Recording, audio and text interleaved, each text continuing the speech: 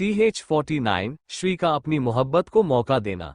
अब तक श्री साधी बाबा की बात सुनकर कर अपनी मोहब्बत को मौका देने का फैसला करती है। अब आगे श्री अपने हाथ में सिंदूर लिए हॉस्पिटल की तरफ भागी। उसको इस समय को सुध ही नहीं था, उसको तो सिर्फ वेद के पास पहुंचना था। सब वे भागते हुए ही वे हॉस्पिटल पहुंची और उसके कदम वेद के वार्ड के बाहर आके थाम गए। श्री एकटक उस वार्ड के गेट को देखने लगी और फिर अपने धड़कते दिल के साथ अपने कदम वार्ड के गेट के पास आने लगी और गेट को घेरे से खोल दिया तो उसकी नज़र बेड पर बेजान से लेटे वेद पर गई, जिसके आसपास महीने लगी थी और वेद के ऑक्सीजन लगा हुआ था और उसका शरीर बिल्कुल बेजान दिख रहा था। तो वही वेद को ऐसे देख के श्री की आंखों से आंसू की बहने लगी। श्री खुद को संभाल के घिरे कदमों से वेद के पास आने लगी कि तभी वेद की वार्ड की खिड़क से एक गाने की आवाज सुनाई दी। जिया जागे सोए नैना, यही सोच सारी रहना, खिंची जाओ काहे तेरी ओर, दिखे ना जो कैसी है ये डोर, मोरी छवि ने छव तेरी, दिखे रे अब मोहे प्रीत ने प्रीतम मान लिया तोहे, निसदिन पलछिन मन पगला, बात तुम्हारी जोए प्रीत ने प्रीतम मान लिया तोहे।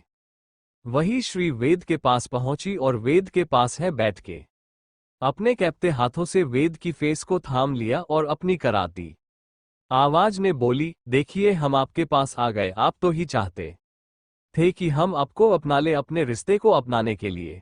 हम तैयार हैं, अब तो उठ जाइए। और आपने बोला था कि हम आपको जो सजा देंगे आपको मंजूर होगा, तो मैं आपको यही सजा देते हैं कि आपको हमारे साथ पूरी जिंदगी रहना होगा। और बोलते हुए श्री के आंखों से आंसू झरझर बह रहा था। फिर श्री के रोते हुए ही आगे बोली, आपने हमसे बोला था कि हम अपनी मोहब्बत को एतबार करवाएंगे और हमेशा मेरे साथ रहेंगे, तो कैसे अपनी बात से पीछे हट सकते हैं और हमें यूं छोड़कर कैसे जा सकते हैं। प्लास उठ जाइए ना, ये बोल के अपना सिर वेद के सीने पर रख के जोर जोर से रोने लगी। वही वेद जिसकी शरण में कोई जान नहीं दिख रहा था, जो बेजान सा लेटा था, श्री की आवाज सुनकर उसके ऐसे तड़प के साथ उठाने से वेद की शरण में हलचल सी होने लगी और वेद की आंखें खुलने के लिए फफडाने लगी। वही श्री अभी भी वेद के सीने से पर अपना सिर रख के रो रही थी कि उसको वेद की धीमी सी आवाज सुन दी। वेद धीरे से अपनी आंखें खोल तो उसको अपने सीने पर सिर रख के श्री के रोने की आवाज सुनाई दी। तो उसने श्री को पुकारा, चेरी। वही वेद की आवाज सुन के श्री ने अपना सिर उठान देखा तो वेद अपनी होश में आए देख के उसके रोते चेहरे पर मुस्कान आ गई। उसने वेद के फेस को प्यार से अपनी हाथों ने भरा, अपनी भरे गले से बोली, आपको होश आ गया? आपको पता है कि हम कितना डर गए थे? आप बहुत बुरे हो, बहुत बुरे। आपको ये सब करने की क्या जरूरत थी? ये बोल के रोने लगी। वही वेद को अपने लिए श्री को रोता देख के उसके फेस पर मुस्कान आ गई। तो वेद अपनी धीमी मगर अपनी कर्कश आवाज ने बोला, अगर मैं ये सब नहीं करता तो मुझे मेरी मोहब्बत कैसे मिलती? मैं अपनी मोहब्बत को पाने के लिए कुछ भी कर सकता, चाहे उसके लिए अपनी जान की ना देनी पड़े। मैं मरने के लिए भी तैयार हूँ। वही वेद के मुंह से फिर से मरने की बात सुनकर श्री गुस्से बोली, सब बहुत बोल लिया और बहुत अपनी मन की कर लिया, और अब आपको हमें छोड़कर कर जाने की बात की तो हम आपको कभी माफ नहीं करगे, समझे आप? ये बोलते हुए उसकी आंखों से आंसू बहने लगे। वही उसकी बात सुनकर के वेद उसको एकटक देख लगा और फिर उसने अपने एक हाथ से घेरे से श्री के गालों पर रख के उसकी आंखों ने देख के कर्कश आवाज में बोला, तो क्या आप हमें माफ करने के लिए तैयार है और क्या हमारी मोहब्बत को मौका देने के लिए तैयार है? ये बोल के वेद आंखों ने उम्मीद लिए श्री की तरफ देख लगा। वही श्री वेद के बात सुन के उसकी तरफ देखने लगी और फिर उसने घेरे से अपने दाहिना हाथ की हथेली आगे कर दिया। तो वेद की नजर श्री की हथेली के पके सिंदूर की डिब्बी पर गई तो उसकी आंखों से एक आंसू का कतरा छलक गया और उसके फेस पर मुस्कान आ गई।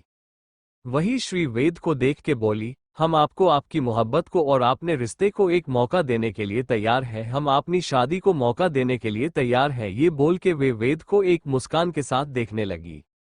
वही वेद के भी फेस पर मुस्कान आ गई और उसने घेरे से उस सिंदूर की डिबिया को खोल के उसमें से एक चुटकी सिंदूर लेके उसने घेरे से श्री की मांग में मर दिया। वही श्री की आंखें इस एहसास से बंद हो गई और उसके फेस पर एक सच्ची मुस्कान आ गई। कहते हैं ना, नफरत चाहे कितनी गहरी की ना हो, एक ना एक दिन मोहब्बत से हार ही जाती है। मोहब्बत में इतनी ताकत होती है कि वे नफरत को अपने आगे झुकने पर मजबूर कर ही देता है, और वेद की मोहब्बत के आगे श्री की नफरत को झुकना ही पड़ा और वेद की मोहब्बत की जीत हुई। फिर वेद ने श्री के फेस को प्यार से अपनी हाथों ने भर के उसकी माथा शिद्दत से चूम लिया। वही श्री ने भी अब वेद को दिल से माफ करके उसको और खुद को अपनी मोहब्बत के साथ जीने का मौका दिया है। स्टोरी अच्छी लगी हो तो लाइक शेयर कमेंट फॉलो करें। आज के लिए बस इतना ही, मिलते हैं नेक्स्ट एपिसोड में, तब तक के लिए सभी को राधे राधे। देखते रहिए मूवी स्टार 2003। ये क्रेडिट ऑथर त्रिपाठी को जाता है, जिनका लिंक नीचे डिस्क्रिप्शन में दिया गया है। हर हर Mahadev. Folded hands, folded hands.